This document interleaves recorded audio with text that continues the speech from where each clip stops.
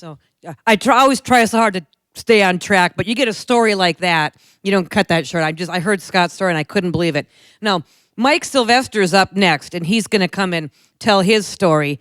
And like I said, he's got an incredible story of survivor, 2-time now with some really, I think I saw some pictures of his aorta, probably nearby. Here, Mike Sylvester.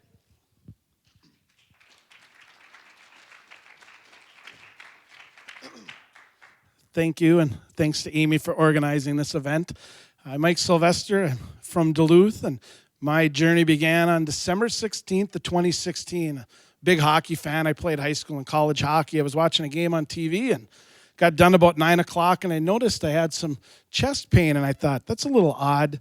I've had some stomach issues in the past. I took some antacids, and the pain didn't go away, so I kept waiting for it to go away, and it didn't, and I had to be into work the next morning at 6. I'm a letter carrier for the Postal Service up in Duluth, and so I thought, geez, maybe I should just go to bed, but I kept Googling it. Everybody talks about Google, and it kept coming up signs of a heart attack. My wife was doing all-night contract negotiations, so she was in a lockdown session, and my stepson, who was 21, had gone to bed, and he had to work the next day, so I didn't want to bother him. So talking about the male pride thing, I got in the truck. It was snowing, because it always snows in Duluth.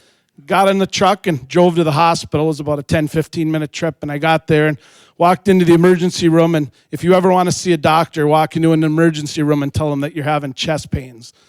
So they put me in a wheelchair. Doctor was there immediately. They did some quick tests and said, you're having a heart attack. You have a 80% blockage in an artery in your heart. I said, really? I drove in here, and they said, that was a bad idea. So they said, don't worry, though. We're going to put a stent in. We'll get you into the cath lab tomorrow morning. We'll put you on blood thinners, and you'll be out of here in a day or two. So that was about midnight.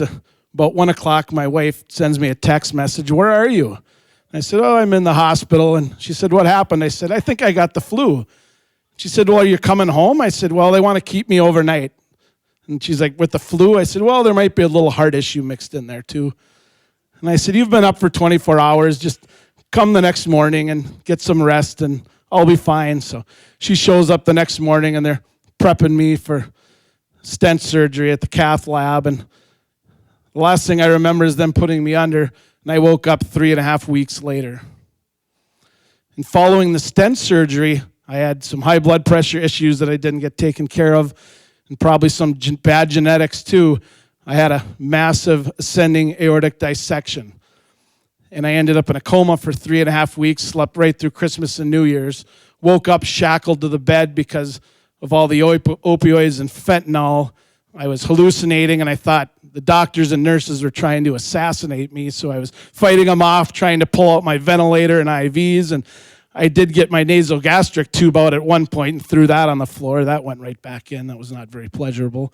So finally, they take the ventilator out, and I'm asking what happened, and my wife's like, well, it ripped from here all the way down to here. And I'm thinking, what ripped? And how am I even alive if something ripped? And she said it was called an aortic dissection.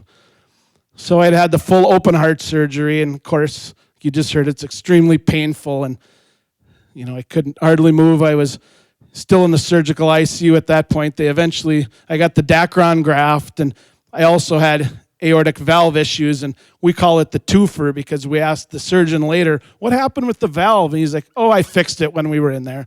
It's like when you bring your car in to get the transmission fixed, and they say, you had bad brakes, so we put new brake pads on. We'll just charge you for parts and not the labor. And they're like, we fixed the valve.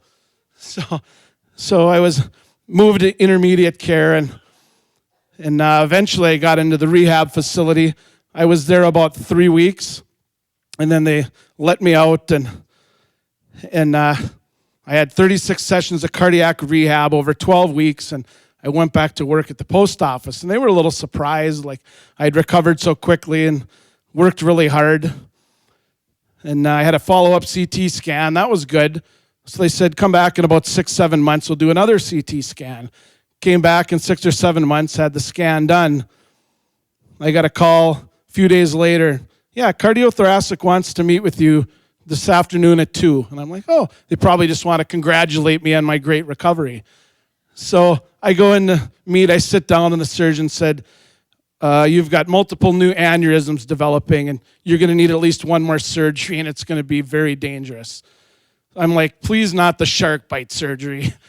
And they were like, well, we think we can do the vascular approach.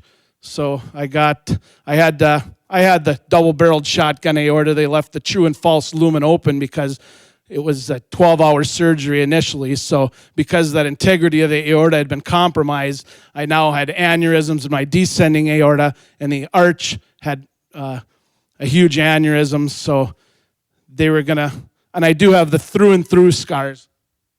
Right here, he showed earlier that they put one end through your femoral artery and the other comes out your arm. And I had to bypass and transpose my carotid and subclavian arteries. Those were two initial surgeries. And then the big one where they were going to put in my bionic aorta and multiple descending stents. So, and I knew the risks where I could die on the operating table. I could have, I could end up paralyzed. I could have kidney failure, and it was going to be bad. And went in for the surgery, and I woke up, and the surgeon said, everything was a success. Congratulations. Fell asleep, woke up the next day, and I hear the neurologist is here. And he says, yeah, it looks like it's been a stroke, and it's been a really bad one. But we got to get him in the scanner just to see. So then I come out, and I'm hearing all this. I'm half conscious, and they say, yeah, he had a right middle cerebral thrombosis, so most of the right side of his brain is now gone. And so at first, they didn't even want to let me into the rehab facility. They said, we don't know if there's anything we can do for you. And eventually, I went into the rehab facility, and the head of the rehab facility in Duluth said, I got to be honest, you're probably going to be in a wheelchair the rest of your life. You're not going to be able to see. We're going to send you to a nursing home or an assisted living facility. And that was last year. And I told him, I said, you know what, Doc, I'm going to go ahead and have a full recovery. And he says, well, what do you mean? And I said, I have hope and I have faith, and my willpower is strong enough that I'm going to be able to overcome anything. I don't care how many obstacles are in my way or how big they are. I'm either going over them, around them, or straight through them. And he said, we'll see about that. I said, yeah, you'll see all right. And I walked out the front door a month later. He was shocked. And I did 3 months of intensive outpatient therapy and went back to work. And that was this past May. And that would be great if that was the end of the story and I lived happily ever after, but it wasn't. So we're cruising through summer, working at the post office in Duluth. There's probably not a better place. It's 70 degrees every day. And I got to October 5th and was parked in front of a busy Menards store there in Duluth and pulled up in front, went to deliver the mail and put my vehicle in park, turned it off. And I thought, that's odd. I can't get my seatbelt off. And I'm like, there's something wrong with my left arm and left hand. It's numb. I'm like, was I sitting on it? And the last thing I remember is I was touching my fingers together, and I woke up in an ambulance, sirens blaring, lights flashing. And I'm like, what's going on? They're like, you just had a seizure. And I'm like, a what? And they're like, yeah, the people at Menards pulled you out of the front seat of your vehicle, and we're going back to the hospital. And so I get there, and the ER doctor comes out, and she's like, how is he? And they said, well, he's stable, but he keeps babbling on and on about how he's some miracle survivor and how he's got a bionic aorta. And the ER doctor, she knew my background by then, said, well, let's just say he's been through a lot. So they let me out. They ran a couple of bags of Keppra through me, which is a very potent anti-seizure med. They let me go home. I went to see the neurologist a week later, and I had an EEG done, and she says, you now have epilepsy. But the good news is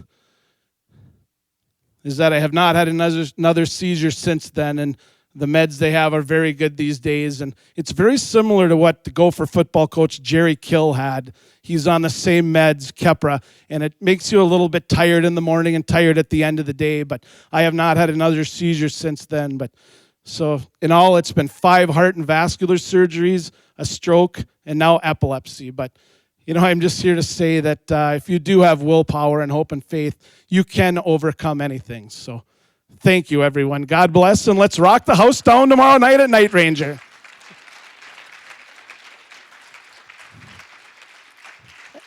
And special thanks to my wife, Amy, for being here 24/7. And I just want to say that major surgery, multiple surgeries, was before last year's Rock from the Heart. And Mike made it to last year's concert on his 2 feet, seeing with both of his eyes, and got to hang out and meet Night Ranger because we gave him a meet and greet because he deserved that. So